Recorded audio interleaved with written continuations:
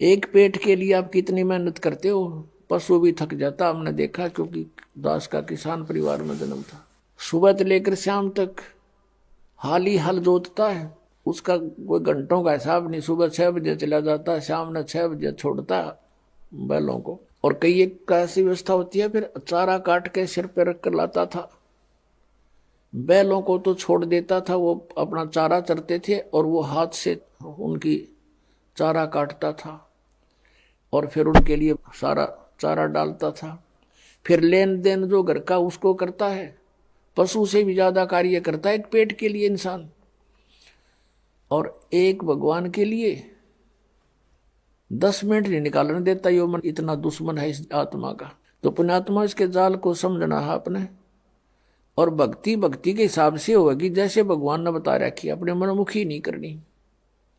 अब जैसे कावड़ लेने जाते हैं, बड़ी श्रद्धालु आत्मा है, वहां से लेकर वहां तक पैदल जाते हैं, कई बार तो पैदल आते हैं और पैरों में छाले पड़ जाते हैं, पट्टी बांध बांध कर, और चलते ही रहते हैं। और उन नैनो कह दे तो ये एक मंत्र की माला फेर दे छोड़ के चलो, इतना लंबा मंत्र 108 मंत्र क्यों करोगे। शुरू में सटराई करने लग जाता है ये मन, इतना वो है ये, उल्टे काम करने में राजी और अच्छे काम में इसकी बिल्कुल रुचि नहीं बनती। तो इस भक्ति से, ज्ञान से, परमात्मा के अंकुश से ये मन फिर आपको भक्ति करने देगा। ना भक्ति ना करने दे, और कुछ भी कर ले, तपस्या कर ले, सारा सारा दिन, कोई कोई वर्षों तो खड़े रहते हैं, क्योंकि वहां मन का सहयोग होता है। और मन ये काल है, ये चाहता है कि परमात्मा की भक्ति ना करके यो प्राणी बाकी कुछ भी करता रहे, अपने पंजे नीचे है यो।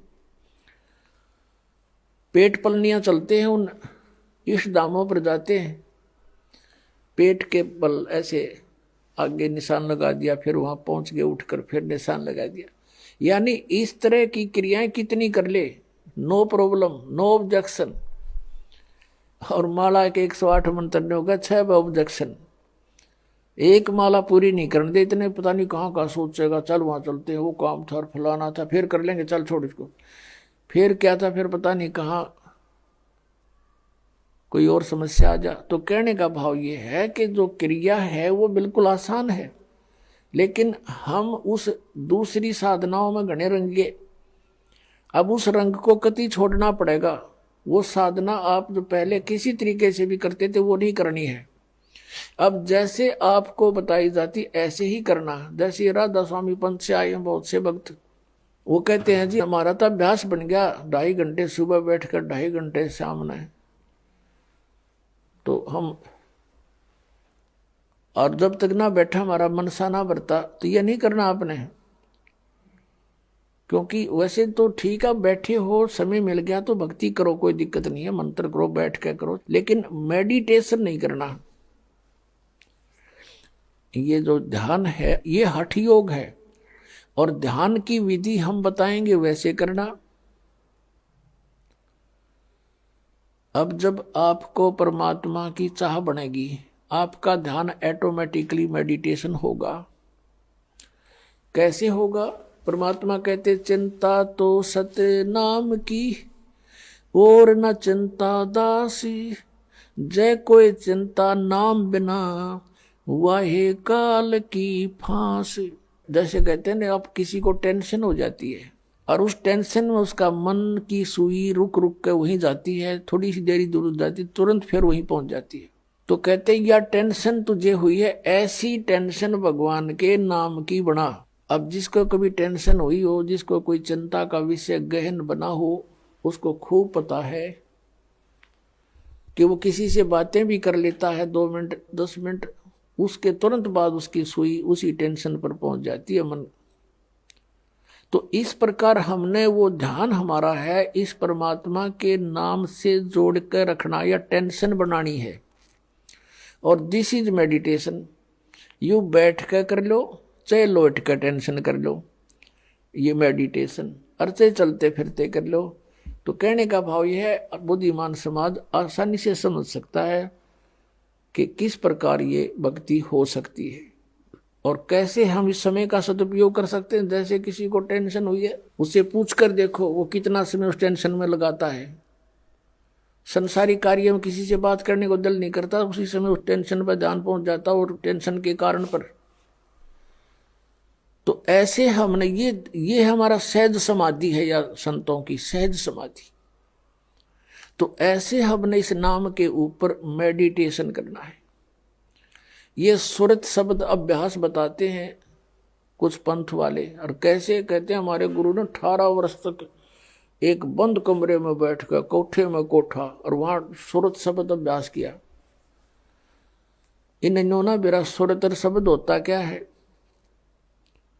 और ये अभ्यास क्या किया उसने, बता डले डोए हठ योग किया। हठ योग नोट सुरत शब्द अभ्यास हठ योग नहीं होता, वो तो साधना, जैसे हम कोई मंत्र जाप करें, आपको नाम दिया है, वो नाम तो शब्द है, और उसके ऊपर ध्यान लगा के रखना, जोड़ के रखना, उससे 1 सेकंड भी दूर ना करना, ये सुरत शब्द अभ्यास है। यानी उसके नाम के ऊपर सुरती को जोड़े रखना। अगर परमात्मा कहते हैं कबीर जी, जीव्या तो मुख में फेरे और माला फेरे कर्मा ही, मनवा तो 34 फेरे ये तो सिमरण नाही। उधर से आप समण कर रहे हो और मन सैर सपट्टे कर रहा है, ये समण नहीं है। आप क्या बोल रहे हो, किस मंत्र का उच्चारण कर रहे हो, चाहे मन कर रहे हो, चाहे श्वास से कर रहे हो, श्वास से भी जो जाप कर रहे हो उसके ऊपर आपका ये सुरत रहे। तुम बोल कौन सा मंत्र कर रहे हो, कौन सा छोड़ रहे हो, कौन सा ले रहे हो। और इसको अभ्यास करना, इसकी प्रैक्टिस करना, नॉन एज सुरत शब्द प्रैक्टिस, सुरत शब्द अभ्यास।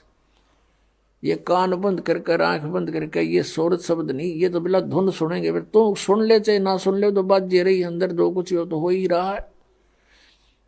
अब ये पिछले संस्कारों से आपके अंदर धुन आधी बज रही है, और वही परमात्मा की ट्राई कर रहे हैं पुण्यात्माएं, जो पिछले संस्कारी। बाकी तो बात भी ना करते, घुटी लाओ मौज कर, अपना जैसा भी उनको धंधा करते रहते हैं।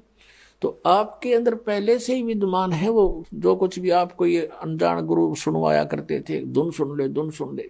अब जैसे आपके बैंक में, अकाउंट में, आपके खाते में, आपकी कॉपी में, और 1 लाख रुपया जमा हो गया, उस 1 लाख रुपए को आप चाहे डेली देख लो उस पुस्तक बैंक की कॉपी में, रोज देख लो, चाहे सारा दिन देखते रहो, वो तो 1 लाख जमा ही है आपके।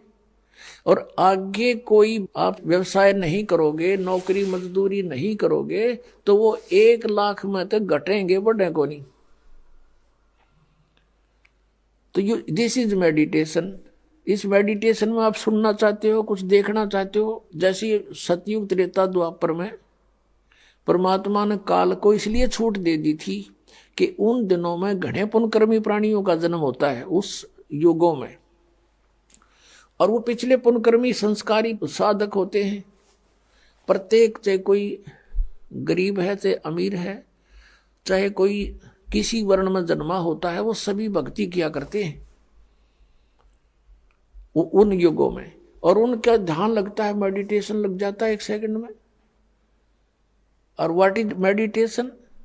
मेडिटेशन है क्या उनका?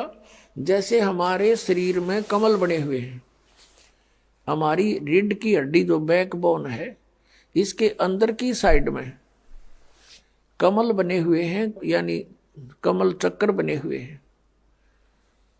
जैसे एक टेलीविजन के अंदर चैनल होते हैं, और जो भी चैनल ऑन कर दिया जाता है तो उस चैनल में जो कार्यक्रम दिखाई देता है वो कहीं और स्थान पर विद्यमान है, और वहां से रिले होकर के वो सिर्फ दिखा रहा है कि ये चैनल में वहां ये कार्य हो रहा है। तो ऐसे ही हमारे शरीर के अंदर चैनल है, मूल कमल, फिर उससे 2 उंगल ऊपर स्वाद चक्र, फिर नाभि चक्र जिसको नाभि कमल भी कहते हैं, और फिर हृदय चक्र, हृदय कमल, और फिर कंठ का चक्कर, कंठ कमल, और फिर त्रिकुटी का कमल, और फिर सहस्रार कमल। तो इस प्रकार हमारे शरीरों में चैनल बने हुए हैं, कमल है। और जो साधक होते हैं पुण्यकर्मी प्राणी, वही परमात्मा की खोज में कोई प्रयत्न करते हैं। तो पहले युगों में प्रत्येक व्यक्ति की समाधि हो लग जाती थी, मेडिटेशन हो जाता था। जो ट्राई करना चाहता था, तो फिर वो ये सोच ले, उसको फिर अंदर क्या होता है, उसका कोई कमल पिछले पुनों से, पिछले संस्कार से खुल जाता है, अभ्यास से। तो वो उस चैनल में क्या होता है कि जैसे फिल्म शुरू हो जाती है, फिल्म एक मूवी शुरू हो जाएगी, उस चैनल पर जहां से प्रोग्राम आ रहा है वो सारा दिखाई देना शुरू हो जाता है। कोई नाच रहा है, कोई गा रहा है, कहीं राजा की सवारी आ रही है, जैसे फिल्म चलती है। कहीं झरने बह रहे हैं, कहीं फलदार वृक्ष नजर आ रहे हैं, कहीं फूलों की बहुत लंबे चौड़े बाड़ी है, बगीची है। तो वो सारा कुछ देखता रहता, कहीं गाने हो रहे हैं, कहीं अप्सराएं नाच रही हैं। तो मेडिटेशन करने वाले जो साधक होते थे, तो यो मन वैसे ना टेकने दे उनको, 10 मिनट भी ना बैठने दे। ये तो कई कई घंटे बैठे रहा करते, कई कई वर्षों तक बैठ जाते थे। अब अंदर यू बाहर की वस्तुओं से इस मन को अधिक अट्रैक्टिव चीजें अंदर दिखाई देनी शुरू कर देती है। इसलिए ये फिर वहां धक्के खाता रहता, उस देखता रहता उस चैनल पर मूवी को। ना ये सिमरण करता, सिर्फ बैठ के हठ योग हो गया, इस तप बन गया। तप से राज प्राप्ति होती है, तप से राज मदमानम, और जन्म तीसरे फिर शुक्र सवानम। 2.5 घंटे सुबह बैठ कर ये के ढूंढेंगे भगवान को, ये सिर्फ मूर्ख बनाने वाली बातें हैं। नीम हकीमों का ये तरीका है। तो ऐसे ये ऋषि लोग सतयुग त्रेता द्वापर में ऐसे साधना किया करते, सभी करते थे। जैसे आपने महाभारत पढ़ा हो तो युद्ध के बाद श्री कृष्ण भी अपना ध्यान करता है, सिमरण करता है, अर्जुन भी बैठ जाता है, ध्यान करते हैं, सिमरण करते हैं। लेकिन सिमरण उस टाइम तो उनका युद्ध का वो था, कल क्या करना है। बेशक वो बैठ जाते थे, लेकिन वो जो समस्या थी उनकी, उन्हीं पर उनके विचार विमर्श आंतरिक होते थे। भाव ये है कहने का कि उनके पिछले इतिहास से हमें पता लगता है कि प्रत्येक प्राणी भक्ति करने की चेष्टा करता ही रहा है, और उस समय उनकी समाधियां भी लग जाती थी, जिस कारण से वो अपने क्रिया को अंतिम और सही मानते रहे। गीता जी अध्याय नंबर 4 के श्लोक नंबर 25 से लेकर 30 तक स्पष्ट किया है कि अर्जुन कोई देवताओं की पूजा करता है, कोई मेडिटेशन करता है, ध्यान लगाता है, कोई स्वाध्याय करता है, और कोई तीक्ष्ण अहिंसावादी व्रत रखता है, और कोई प्राणायाम करता है, कोई केवल योग आसन ही करता है, और सभी अपनी अपनी साधनाओं को पाप नाशक जानते हैं। फिर गीता जी अध्याय नंबर 4 के श्लोक 32 में कहा कि अर्जुन, ऐसी धार्मिक अनुष्ठानों की जानकारी विस्तार के साथ सच्चिदानंद घन ब्रह्म की वाणी में ब्रह्मणे मुखे, उसमें कही गई है सही विस्तार के साथ, परमेश्वर ने स्वयं आकर अपने मुख कमल से बोली है, वो साधना है सही, और वो है तत्व ज्ञान। चौथे अध्याय के 34वें श्लोक में कहा कि फिर उस तत्व ज्ञान को तू तत्वदर्शी संतों के पास जाकर समझ, उनको दंडवत प्रणाम करने से, कपट छोड़ करके उनसे प्रार्थना करने से वो तत्वदर्शी संत तुझे परमात्म तत्व का ज्ञान कराएंगे, उनसे पूछो। तो इससे एक तो ये सिद्ध हो गया कि Gita is not complete knowledge. Shrimad Bhagavad Gita में कंप्लीट स्पिरिचुअल नॉलेज नहीं है, इनकम्प्लीट है, लेकिन गलत नहीं कह सकते। हाँ, गलत वो है जैसे इस काल ने कुछ युद्ध कराने के लिए अर्जुन से अटकलबाजी की है। अभी आपको बता के 5वें अध्याय में वो कहता है कि ऐसे आसन लगा ले, ऐसे बैठ जा, नाक के आगे ध्यान लगा। ये इसका अपना मत है, स्वयं कहता है ये मेरा मत है, और बाकी वेद ज्ञान है। अब जैसे इसने युद्ध कराने के लिए अर्जुन से कहा दूसरे अध्याय के 37 और 38 श्लोक में कि अर्जुन, लाभ हानि को छोड़ के और किसी जय पराजय की भी चिंता ना करके तो युद्ध कर ले। अब पहली तो बात समझ की है कि बिना बगैर लाभ हानि के कौन सिर फुड़वावे, और फिर तुरंत कहता है कि यदि तू युद्ध में जीत गया तो पूरी पृथ्वी का शासन प्राप्त होगा, राज भोगेगा, और यदि तू युद्ध में मारा गया तो स्वर्ग में जाएगा, तेरे दोनों हाथों में लड्डू हैं, युद्ध कर ले। बता, इसका कोई थ्योरी है? पहले में तो कह रहा है कि लाभ और हानि छोड़ कर युद्ध कर ले, हार जीत की भी चिंता ना करे, और तुरंत लाभ हानि बता रहा है कि यदि मारा गया तो स्वर्ग में जागा और जीत गया तो पृथ्वी का शासन भोगेगा। बता, आप पे लाभ हानि बता रहा है, फिर उनका लाभ हानि मत सोचे। तो ये इसकी अटकलबाजी जो इस तरह की बकवाद इस काल ने युद्ध कराने के लिए की है कि किसी तरह यू नाश हो, वो करवा दिया इसने। फिर सतगुरु संगत छोड़ के लाख वर्ष जप की नहीं, इंद्री कर्म ना मोक्ष होए फिर काल के अधीन। एक लड़की थी राबिया नाम की, मुसलमान धर्म में जन्म था और बहुत अच्छी पुण्यकर्मी प्राणी थे, पिछले संस्कार अच्छे थे। परमात्मा कहते हैं जो जन मेरी शरण है ताका हूं मैं दास, गेल गेल ला गया फिरूं जब तक धरती आकाशी। पुण्यात्मा, आप कोई आम आत्मा नहीं हो, आप कभी ना कभी परमेश्वर कबीर जी के चरणों में रहे हो। जैसे आज से 600 वर्ष पहले सन 1398 से सन 1518 तक परमात्मा 120 वर्ष तक यहाँ पृथ्वी पर रहे, एज ए सतगुरु रूप में रहे, और स्वयं परमात्मा भी थे। यहीं से इस पूरे ब्रह्मांडों का रिमोट उनके हाथ में था। तो उस समय उस परमात्मा के 64 लाख शिष्य हुए थे। वो कितने दयालु है पुण्यात्मा, आप सोच नहीं सकते, क्योंकि हमारी बुद्धि तो काल ने बांध रखी है और हमारे को तो यहाँ के संसारिक ये झूठे सुख ही फाइनल नजर आ रहे थे अभी तक, जब तक ज्ञान नहीं था। अब वो दयालु 600 वर्ष पहले आया, इसलिए आया कि इन आत्माओं को एक बार रिचार्ज कर जाऊं, फिर इनको मनुष्य जन्म मिलते रहेंगे जब तक पिछली पीढ़ी आएगी। ये कलयुग के प्रारंभ की बातें हैं। सन 1398 संवत 1455 ये ज्येष्ठ सुदी पूर्णमासी को परमात्मा सतलोक से चलकर आए, अपने निज स्थान से, उस ध्रुवलोक से, तेजों में स्थान सतलोक से, और एक कमल के फूल पर बनारस के अंदर काशी शहर में, शहर के बाहर वन में एक लहरतारा सरोवर में खिले कमल के फूल पर आकर प्रकट हुए। वो प्रथम चरण था कलयुग का।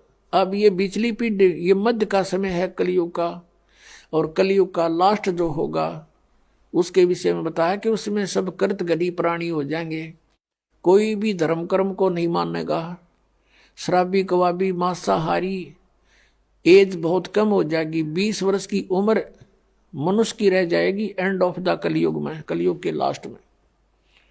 और उसमें 5 खंड होंगी, जैसे 15 वर्ष की उम्र में सभी मर लिया करेंगे, युवा भी हो लेंगे, ब्याह भी करवा लेंगे, बच्चे भी उत्पन्न हो लेंगे और मर भी लेंगे। और उसमें 5 वर्ष की लड़की विवाह होते ही 5 वर्ष की लड़की के बच्चे उत्पन्न होने लग जाएंगे कलयुग के लास्ट में, और बिल खोद के प्राणी रहा करेंगे। तो वो तो है एंड ऑफ द कलयुग। और अब है ये मध्य, और प्रथम पीढ़ी परमात्मा की जब मालिक आए थे वो थी, और अब है बिचली पीढ़ी। तो इस बिचली पीढ़ी तक आपको लाने के लिए कि ये मनुष्य इनमें आस्था भगवान की बनी रहे, चाहे ये कोई पत्थर पूजे हैं, चाहे ये किसी कृष्ण जी ने पूजे हैं, चाहे ये कोई और अपना बाबा श्याम जी के दोक में प्रसन्न है, लेकिन वो थे पूर्व के संस्कार। और हम सोच रहे थे कि इन देवताओं की पूजा से हमें सुख हो रहा है, क्योंकि हमें ज्ञान नहीं था। जैसे ये दास भगवान श्री कृष्ण का विशेष पुजारी था, भगवान विष्णु समझो, कृष्ण श्री राम, भगवान शंकर, हनुमान जी का पुजारी, यानी जैसे सारी कौड़ी भर रहे थे। पहले साधली साधना कराया करते थे। बाबा श्याम जी हमारा इष्ट देव यानी कुल देवता, और वो भी पूजा। और ये थे तब पिछले संस्कारी कुल की हमारी। तो उसमें जैसे हम स्कूल में पास होते थे शिक्षा में, तो अपने सोचा करते भगवान कृष्ण ने दया करती, फिर बाबा श्याम जी याद आ गया, बाबा श्याम जी ने दया कर दी।